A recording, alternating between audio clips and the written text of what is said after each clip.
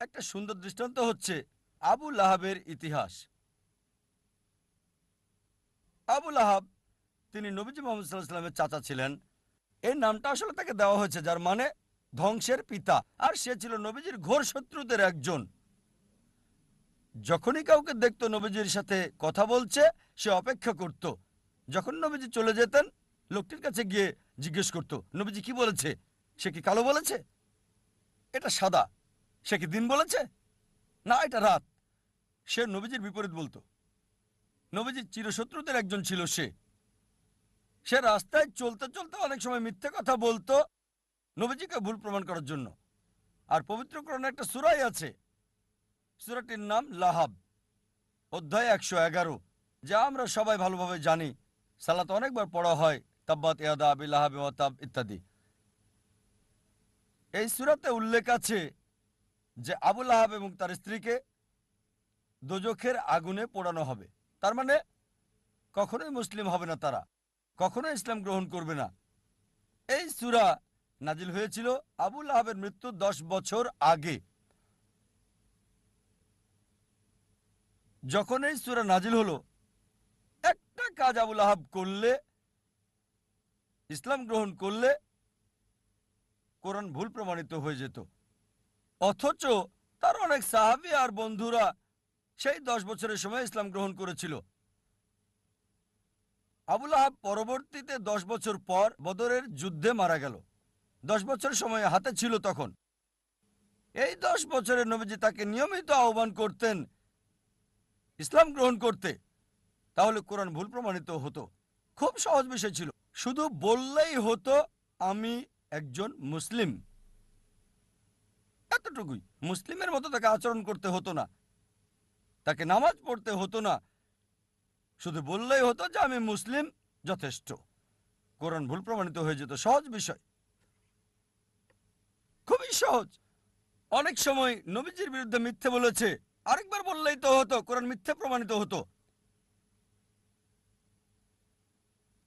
কিন্তু সে পারে নাই, কারণ কোরআনের রচয়িতা সর্বশক্তিমান ঈশ্বর। তিনি জানেন যে আবু লাহাব ইসলাম গ্রহণ করবে না। ফলসিফিকেশন টেস্ট 10 বছর। আরো ফলসিফিকেশন টেস্ট আছে, অনেক অনেক আছে এখানে। এটা উল্লেখ আছে সূরা বাকারা অধ্যায় 2 আয়াত 94 ও 95। ইহুদিদের একটি দল ছিল যারা মুসলিমদের সাথে তর্ক করেছিল আর বলেছিল যে আখিরাতের ঘর আল্লাহর সাথে শুধুমাত্র আমাদের। তাই আল্লাহ বলছেন সূরা বাকারা অধ্যায় 2 আয়াত 94 ও 95, যদি তারা বলে যে আখিরাতের ঘর আল্লাহর সাথে শুধু তাদের জন্য, তাদেরকে বলো মৃত্যু কামনা করতে। যদি তোমরা বলো নিশ্চিতভাবে আখিরাতের ঘর তোমাদের, আখিরাত তোমাদের, তাহলে মৃত্যু কামনা করো।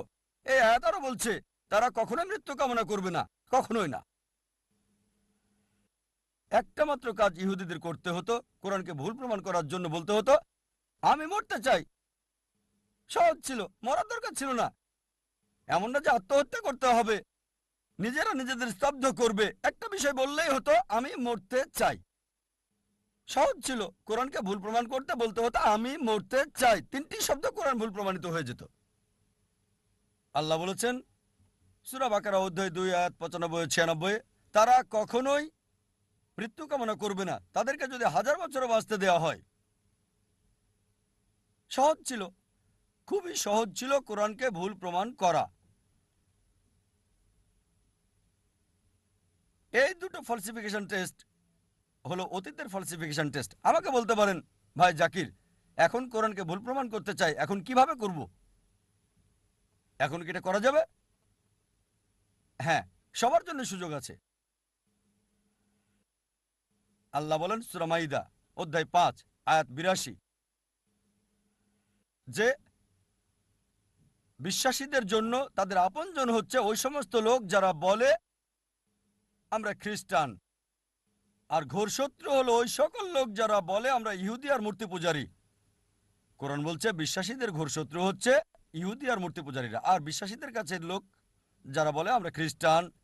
সামগ্রিকভাবে কোরআন সামগ্রিকভাবে কথা বলছে।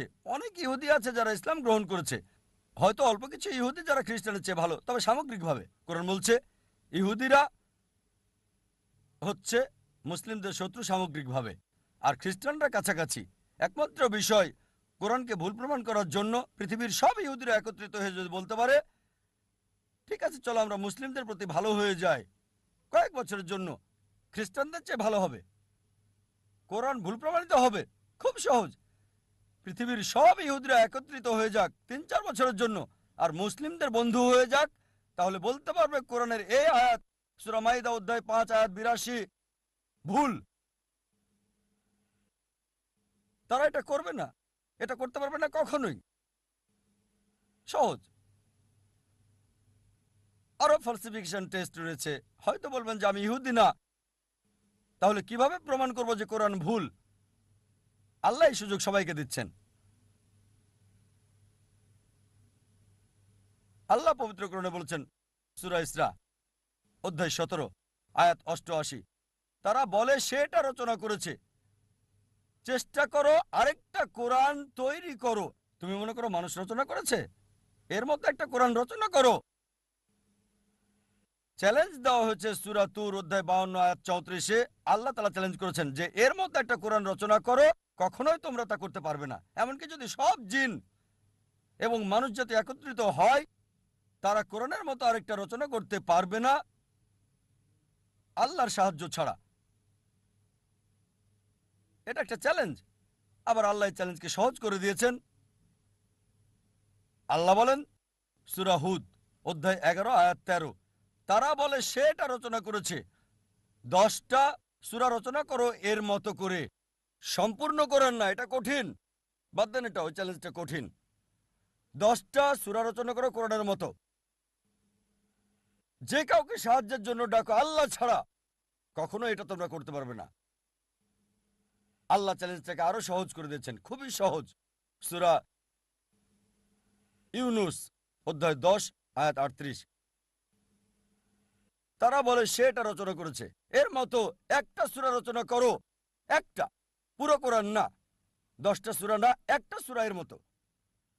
সাহায্যের জন্য ডাকো তোমরা যাকে পছন্দ করো আল্লাহ ছাড়া, আর তোমরা তা পারবে না, কখনোই না, কখনোই পারবে না।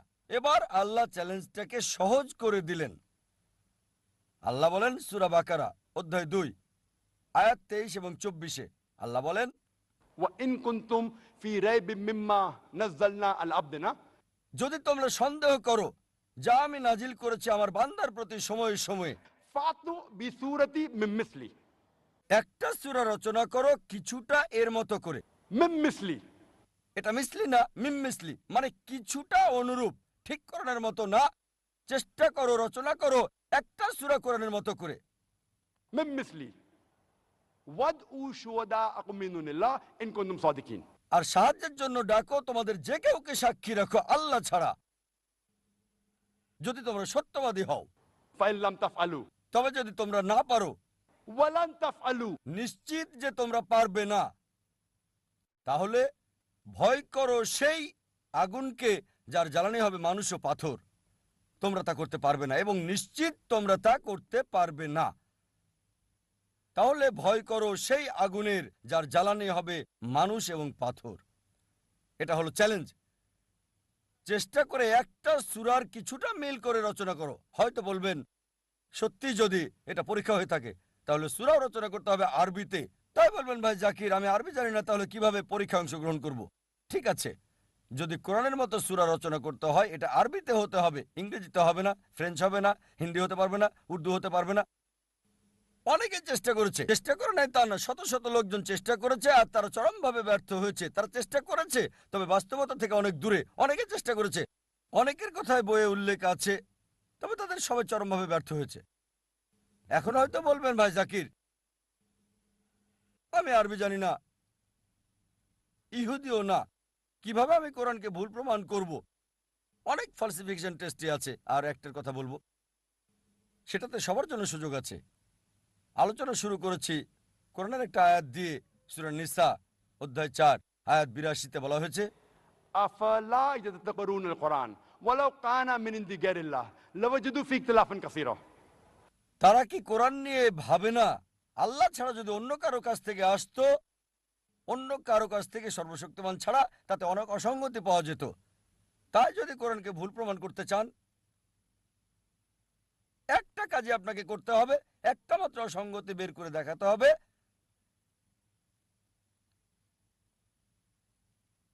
কেউ যদি কোরআনের একটা ভুল বের করতে পারে, কোরআন ভুল প্রমাণিত হবে। এমন না যে চেষ্টা করে নাই, অনেকেই করেছে। ইন্টারনেটে যান, দেখবেন হাজারটা কন্ট্রাডিকশন, কিন্তু সবগুলোই হয় প্রসঙ্গ ছাড়া, না হয় ভুল ব্যাখ্যা বা অযৌক্তিক। তাই এটাকে বলা হয় ফলসিফিকেশন টেস্ট। কোরআন বলে দিয়েছে কিভাবে এটাকে ভুল প্রমাণ করব। যদি ভাবেন আল্লাহর পক্ষ হতে না, ভুল প্রমাণ করতে চান, চেষ্টা করেন, একটা অসঙ্গতি বের করেন, ভুল প্রমাণিত হবে। এটাই হচ্ছে ফলসিফিকেশন টেস্ট।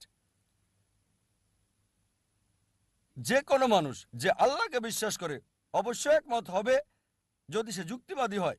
এই 1 ঘন্টায় আমি যা বলেছি সে মানবে যে কোরআন আল্লাহর বাণী।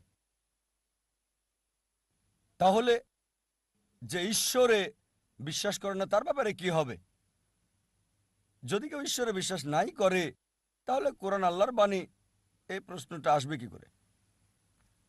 সুতরাং আমরা অধিকাংশ বিষয়ে কথা বলছি, তারপরও একটা বৃহৎ অংশ আছে যারা নাস্তিক, যারা বিশ্বাস করে না আল্লাহকে। তাদের ব্যাপারে